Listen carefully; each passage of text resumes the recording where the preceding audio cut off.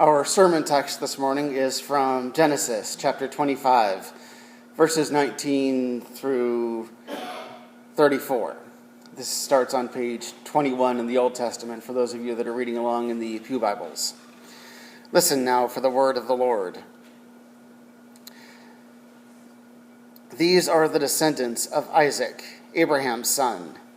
Abraham was the father of Isaac, and Isaac was 40 years old when he married Rebekah, daughter of Bethuel the Aramean of Padan Aram, sister of Laban the Aramean. Isaac prayed to God for his wife because she was barren, and the Lord granted his prayer, and his wife Rebekah conceived. The children struggled together within her, and she said, "If it is to be this way, why do I live?" So she went to inquire of the Lord. And the Lord said to her, "Two nations are in your womb, and two peoples born of you shall be divided.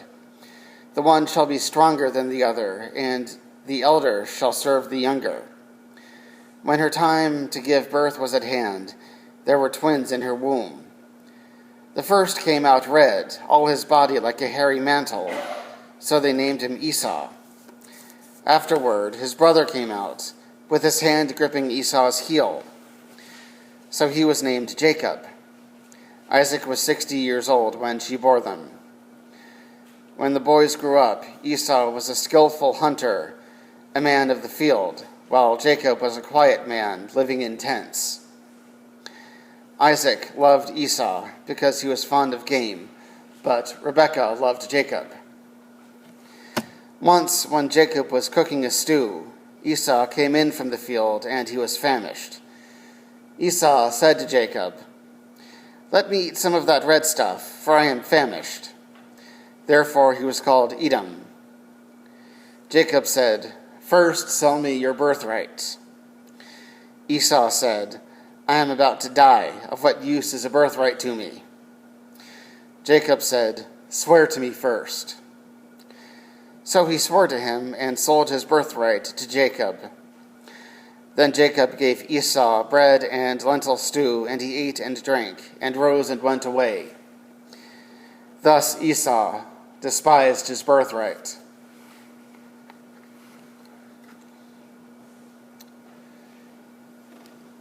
I've noticed that people love going to the Bible, and especially the Old Testament, in search of what the perfect, godly family should look like. I'm sure you know what I'm talking about.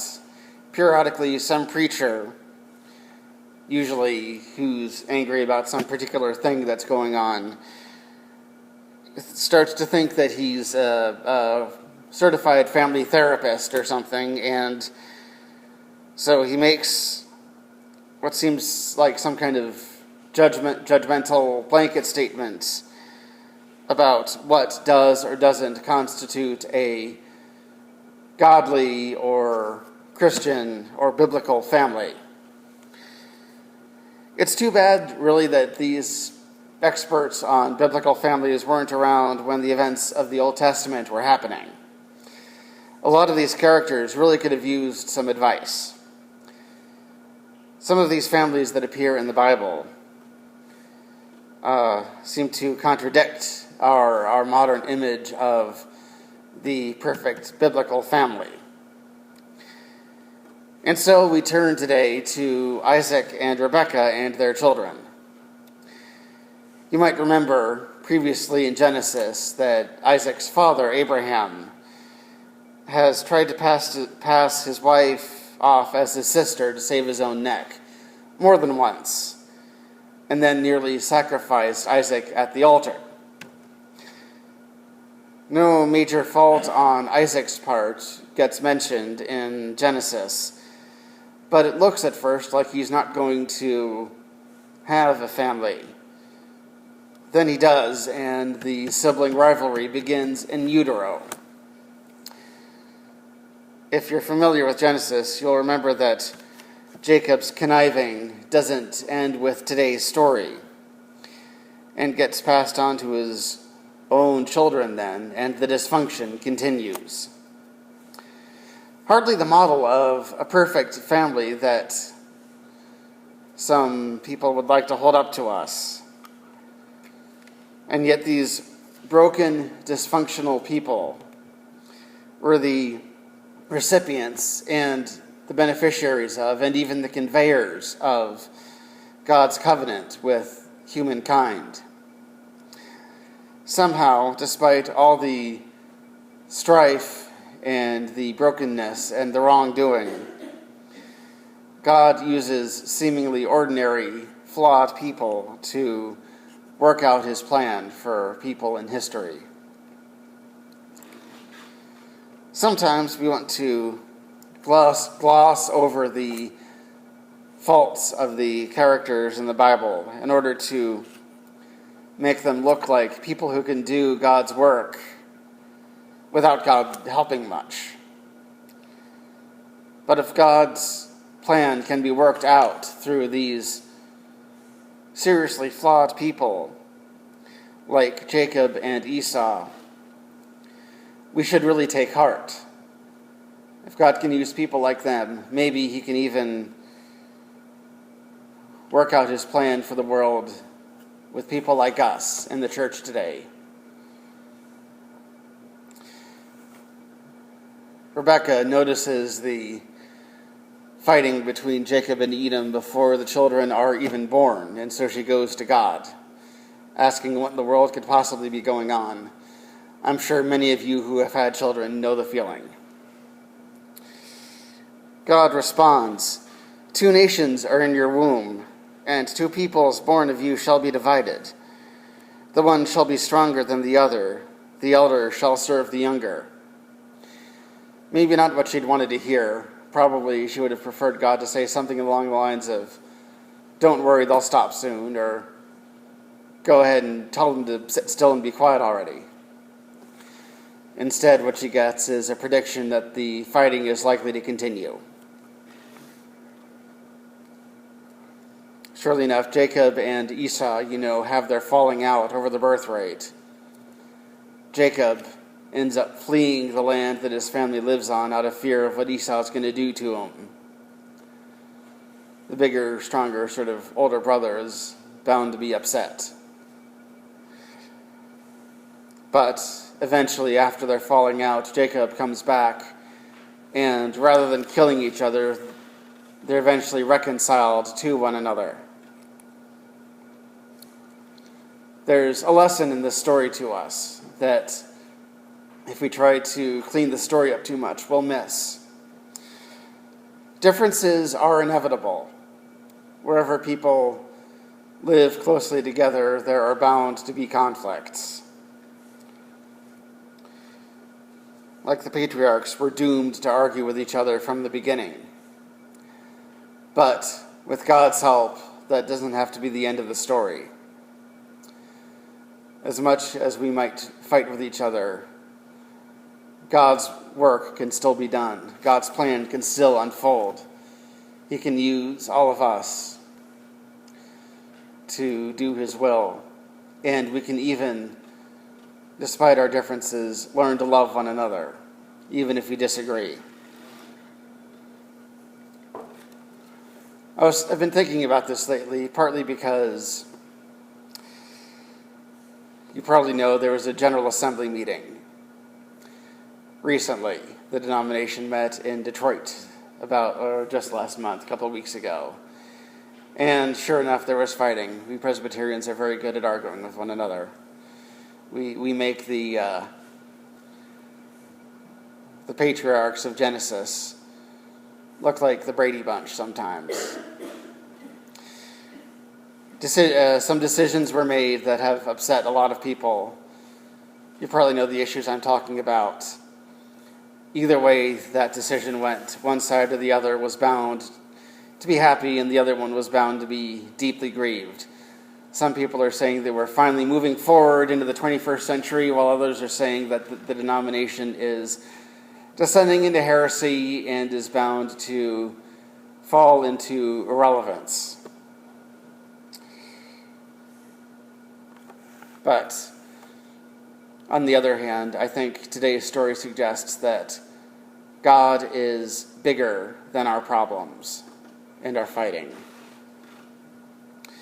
God probably has a plan that we don't even see right now. We can either glorify God by our actions or not, but then again, God can use our actions either way to bring about something better. Look at the family problems in Genesis that God repeatedly overcomes. Just in today's story, Isaac has already nearly been sacrificed on an altar by his father, but he survived. Rebekah, at the beginning of the story, is barren. Barrenness is the kind of problem you think surely will cause the family to end right there. And then the children are born, and the family seems to grow more dysfunctional. Esau seems not to regard his birthright very highly, and Jacob is a conniver and a social climber. This family, probably today you would say, could use some counseling. But God's covenant remains on them. And sure enough, Israel is founded. And this sounds to me a lot like the disciples, actually. They're doing okay as long as Jesus is there with them to keep them on track. Then he's crucified and they scatter to the wind and don't seem to know what to do with themselves anymore until Jesus returns, and then the Spirit descends upon them and the church ends up being founded. And through 2,000 years or so of church history, we've split apart and come back together and split again and argued over all kinds of issues, both theological and practical. And yet, we still find ourselves with a chance to do God's work.